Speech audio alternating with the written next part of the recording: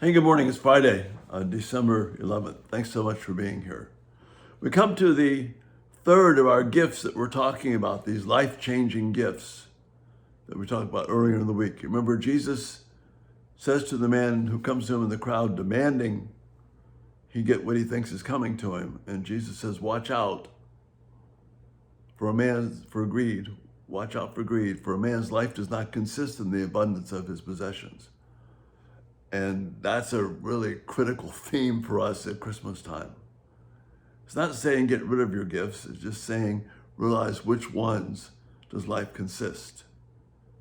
And it's not about things that can wear out and break down and be lost, but it's about things that can never be lost.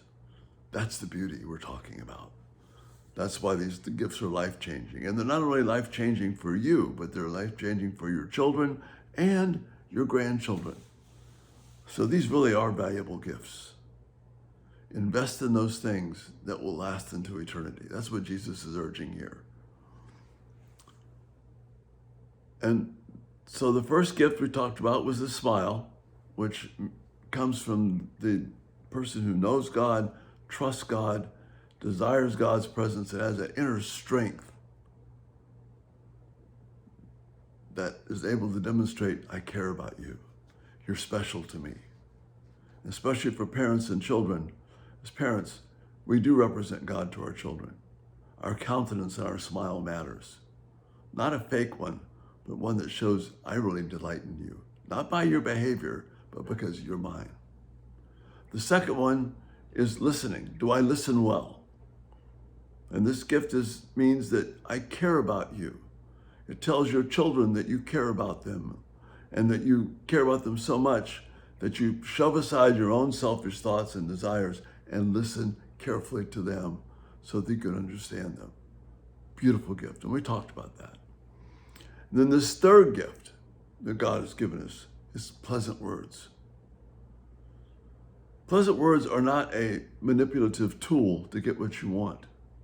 Pleasant words are words that are life-changing and a gift to your children, which will serve them well in every area of their life. So let me read the translation. This is Bruce Walke's translation again, just a little bit fresh and a little more directly connected to the Hebrew. The one who pays attention to a saying, a wise saying, finds good. And as for the one who trusts in the Lord, blessed is he. The wise of heart is named insightful, and sweet lips increases persuasiveness. A wellspring of life is prudence to those who have it, but the discipline of folly is fools. Verse 23, the heart of a wise person causes his mouth to be prudent, and upon his lips he adds persuasiveness. Pleasant words are overflowing honey, sweet to the appetite of the soul, and a remedy to the bones, that is, the whole body. These 5 verses form a unit of thought, and verse 22 is at the middle of it. So the goal here of pleasant words is a wellspring of life. This goal is prudence to those who have it.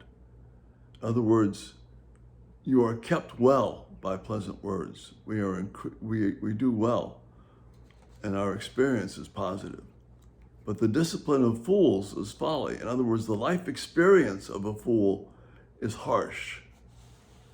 There are several nuances to the meaning here, but basically, if you are given to the teaching of the wise and instruction of God, if the fear of the Lord is the beginning of instruction, if the nearness of God is your good, if you desire his presence in every way, then this leads to prudence, well-being, solidness of life. We want that for our kids. But those who reject the teaching of God and his words, their experience is folly. And we don't want that for our kids. So here's the balance then. Verses 21 and 20, 21, 23, and 24 all talk about words. Verse 22 is the centerpiece. It doesn't talk about words. It talks about this life experience. Verse 20, the one who pays attention to a saying, that is a wise saying, he finds a good thing. He listens to his teachers. And as for the one who trusts in the Lord, he is blessed. Remember, Proverbs 3 describes being trusting in the Lord as someone who desires his presence all the time. That intimate, beautiful trust.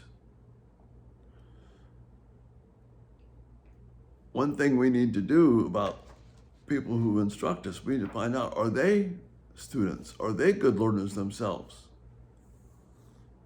The wise of heart, that person is named insightful. In other words, he gains a reputation of insight. And his lips speak things that are sweet and attractive to other people. They're attracted to him or to her. Do we not want that for our children, to develop that reputation of being someone who is wise?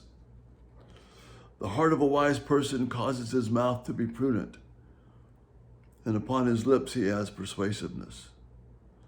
This person who is being influenced by pleasant words and can speak pleasant words is someone whose influence is great, it's attractive, it's winsome, and it stays with your children, just like Proverbs 6:22 talks about.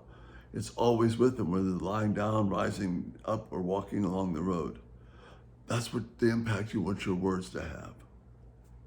And then finally, pleasant words are overflowing honey. They are sweet to the soul, the appetite of our hearts. We want this.